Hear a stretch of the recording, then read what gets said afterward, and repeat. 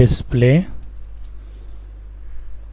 Underscore display none underscore display block underscore display inline dot HTML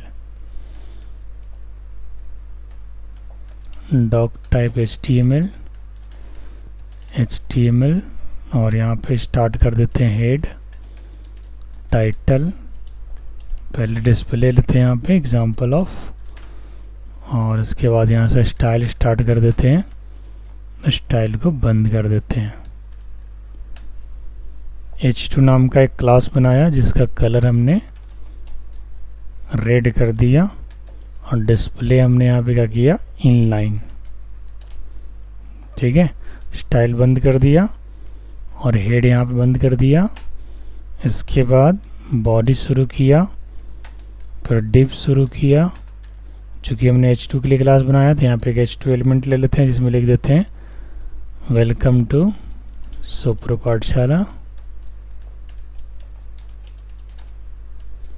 h2 हमने close कर दिया यहाँ पे और यहाँ पे कुछ कंटेंट वगैरह लिख देते हैं। सुप्रो पाठशाला provides various courses in online and offline mode like Java, .NET, PHP, Python, Android, ADCA, Teleprime, etc। यहाँ पे ब्रेक लाइन डाल देते हैं और इसके बाद डिव को यहाँ पे बंद कर देते हैं और बॉडी को बंद कर देते हैं HTML को बंद कर देते हैं। देखते हैं यहाँ पे इनलाइन का क्या फीचर है। सेव किया और सेव करने के बाद हमने यहाँ पे डिस्प्ले, ठीक है, इनलाइन से यहाँ पे हुआ क्या वेलकम टू सुप्रो पाठशाला। चूँकि h2 के बारे में जैसा कि हम लोग जानते हैं कि h2 जो होता है वो ब्लॉक होता है। ब्लॉक कहने का मतलब कि वो पूरे लाइन को ऑक्युपाई करता है। बट यहाँ पे आपने एक चीज़ नोटिस किया कि ये लाइन को ऑक्युपाई नहीं किया है। कई बार ऐसा होता है क्या है ना, बुक वगैरह में या फिर कहीं पे नोट्स वगैरह जब आप बनाते हैं तो स्टार्टिंग कुछ लाइन आप चाहते हैं ना कि बोल्ड दिखे, ठीक है, बाकी का लाइन नॉर्मल दिखना चाहिए। तो ऐसे केस में इन लाइन यूज करने से h2 जो है ब्लॉक काम नहीं करेगा। अगर मैं यहाँ से इन लाइन हटा दूँ तो देखिए क्या होगा, फिर h2 ब्लॉक काम करना शुरू हो जाएगा। यहाँ पे इस तरीके से ब्रेक कमेंट लगता है, मल्टी लाइन कमेंट्स। अब मैं आपको दिखाता हूँ, ये देखिए कुछ फ़र्क दिख रहा है दानिश, शशांक। ये रहा हमारा इनलाइन फीचर। इनलाइन में हुआ क्या कि जैसे h2 का जो ब्लॉक एलिमेंट है जो पूरे लाइन को ब्लॉक करता है, अभी जैसे पूरे लाइन को ब्लॉक कर रहा है, लेकिन जैसे आप इनलाइन वहाँ पे यूज़ कर लेंगे तो क्या करेगा, h2 को नॉर्मल टेक्स्ट की तरह काउंट करेगा। बस उसका जो फीचर है जैसे कि बोल्ड फीचर है तो वो रखेगा। कलर तो हमने अलग से ऐड किया तो इसलिए कलर ले रहा है, अगर हम ब्लैक लेंगे तो ब्लैक लेगा। लेकिन जो बाय डिफ़ॉल्ट उसका फीचर है, जैसे चूँकि h2 या कोई भी हेडिंग टैग या पैराग्राफ टैग जो होता है वो ब्लॉक टैग होता है, तो ये ब्लॉक टैग कहने का मतलब ये होता है कि पूरे ब्लॉक को लेता है, पूरी लाइन को लेता है। लेकिन यहाँ पे आप देख सकते हैं कि ये पूरी लाइन को नहीं लिया है, ठीक है। तो इन लाइन का यहाँ पे ये काम है। इसको ज़रा मैं कॉपी कर लेता हूँ।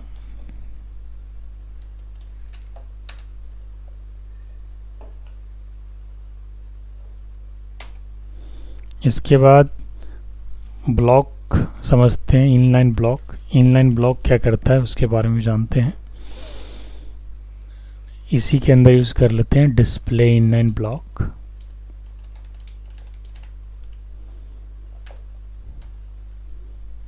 और यहाँ पे मैं क्या करूँगा, h2 को रहने देता हूँ, एक नया क्लास बना लेता हूँ मेन, और इसका विड्थ जो है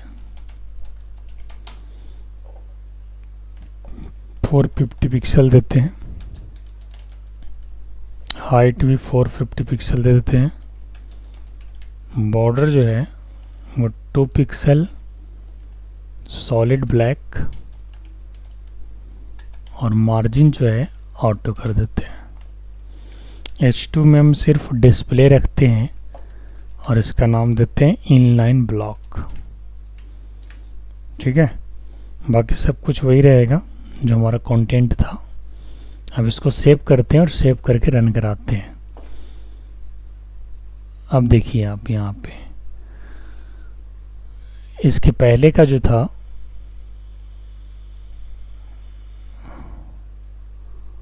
H2 को मैंने कॉल किया, मेन को कॉल नहीं किया, डिप में मेन को कॉल करना पड़ेगा, क्लास इक्वल टू मेन, क्योंकि इसके लिए हमने अलग से क्लास बनाया था। देखिए पहले का आउटपुट ये है और अब का आउटपुट आपका ये है। तो इस तरीके से आप एक बॉक्स के अंदर, मतलब आप डिप, ये तो हमने डिप बना दिया, इसकी हाइट और विड्थ हमने ले लिया। तो डिस्प्ले इनलाइन ब्लॉक अगर आप यूज़ करते हैं तो कुछ इस तरीके से आप यूज़ कर सकते हैं। अब इसमें हुआ क्या कि ये जो कंप्लीट लाइन है ना एक ब्लॉक में आ गया। ठीक है, हालांकि एक यहाँ पे ब्रेक लाइन हमने लिया है, अगर ब्रेक लाइन को थोड़ा हटा दें इसके बाद और अच्छे से क्लियर समझ में आएगा। ब्रेक लाइन हटा देता हूँ, उसके बाद सेव करके चलाता हूँ फिर से।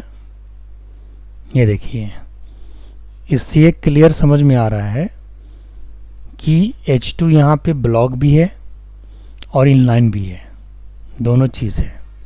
ब्लॉक इसको इसलिए बोल रहे हैं क्योंकि इसकी लाइन जो है वो ब्रेक नहीं हुआ, एक साथ ले लिया।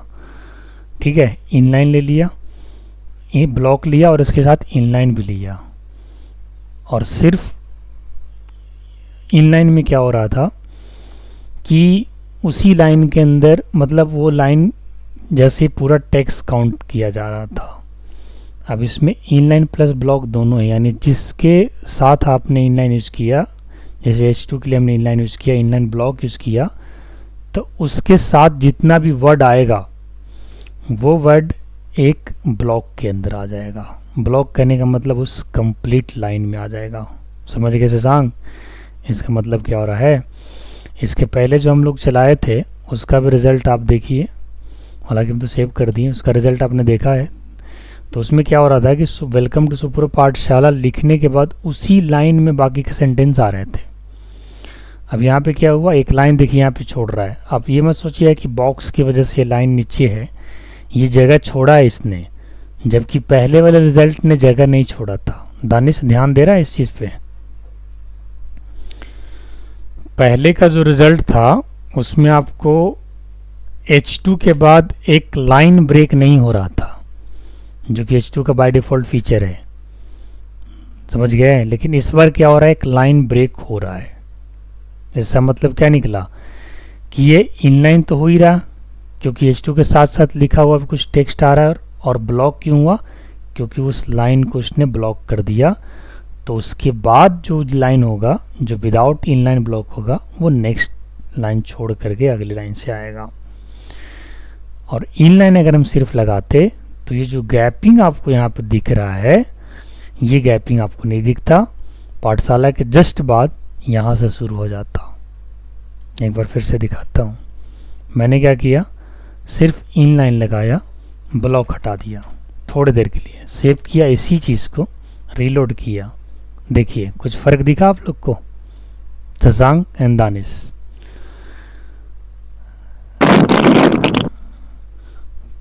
हाँ फ़र्क दिख रहा है? तो ये हो गया सिर्फ इनलाइन। और ये अगर आप ब्लॉक लगा देते हैं तो जो वहाँ का उसका जो यूजेस हैं, मतलब H2 जो बाय डिफ़ॉल्ट ब्लॉक लेवल का एलिमेंट होता है, ब्लॉक एलिमेंट होता है। ब्लॉक एलिमेंट करने का मतलब व्हाट, कि H2 में जो लिखोगे वो उस लाइन को पूरा ऑक्युपाई करेगा। चाहे हेलो वर्ल्ड आपने लिख दिया 2 वर्ड का, या पूरी लाइन के लिखे हो, वो पूरी लाइन को ब्लॉक करेगा। अब इसके बाद इसको रन करेंगे, रन कराने के बाद जब आउटपुट आएगा तो देखिए उसी प्रकार से आउटपुट आएगा। तो ये हो गया आपका इनलाइन ब्लॉक। दो चीज़ बताया इसमें, डिस्प्ले इनलाइन और डिस्प्ले ब्लॉक। और डिस्प्ले नन करते हैं तो फिर वो नॉर्मल हो जाता है। तो वो चीज़ तो एग्जांपल में करके दिखाने लायक है ही नहीं, वो तो कुछ नहीं भी करोगे तो जो H2 है वो तो रहेगा ही नॉर्मल। ठीक है, तो बाकी अब आगे करिएगा। नेक्स्ट जो है ना, इसमें रिसाइजिंग प्रॉपर्टी बता दूंगा, लिस्ट वगैरह बता दूंगा, और एक registration form and login form CSS में बना के दिखा देंगे। डिव को डिवाइड करने के लिए सिखाया मैंने, लेकिन उसका यूज़ आप लोग को करना है। वेबसाइट में एक छोटा सा 1 या 2 पेजेस का वेबसाइट आप लोग बनाइए, या फिर जो वेबसाइट आप बना रहे हैं उसको यूज़ कीजिए, और कोशिश करिए कि CSS को यूज़ करके डिव को डिवाइड कैसे किया जाए। यानी जो भी डिज़ाइनिंग अभी आए तो कहीं से कॉपी पेस्ट मारते हैं, कुछ करते हैं, उसको कोशिश करो कि 1-2 लाइन की जो डिज़ाइनिंग है उसे खुद से करने की कोशिश करो, वैसे सीखने को मिलेगा। बेशक बहुत अच्छी डिज़ाइनिंग तो नहीं कर पाएंगे अभी, लेकिन कुछ थोड़ा बहुत करेंगे तो लर्निंग तो मिलेगा। तो इस चीज़ का ध्यान रखिएगा। और ऐड टू कार्ट का मैं देखता हूँ वहाँ उसमें क्या प्रॉब्लम आ रहा है, एक बार मैं चेक करके दोबारा उसको रिप्रेजेंट करूँगा। और नेक्स्ट मैं कोशिश करता हूँ CSS में रजिस्ट्रेशन फॉर्म, लॉगिन फॉर्म आपको बताने के लिए, ताकि कभी भी अगर विदाउट बूटस्ट्रैप CSS से बनाना हो। हालांकि अब तो प्रोजेक्ट में, लाइव प्रोजेक्ट में CSS बहुत कम यूज होता है, कस्टम के यूज होता है। ज़्यादातर जो है बूटस्ट्रैप की क्लासेज ही चल रहा है डिज़ाइनिंग के लिए, क्योंकि बने बनाए क्लासेस होते हैं। ये सब जितना भी हम लोग जोड़ घटाव गुना भाग कर रहे हैं CSS के साथ, वो करने की ज़रूरत नहीं है। बस खाली प्रॉपर्टी का नाम याद होना चाहिए, उसका फीचर याद होना चाहिए, क्लासेस क्या करता है बूटस्ट्रैप का उसकी जानकारी होना चाहिए।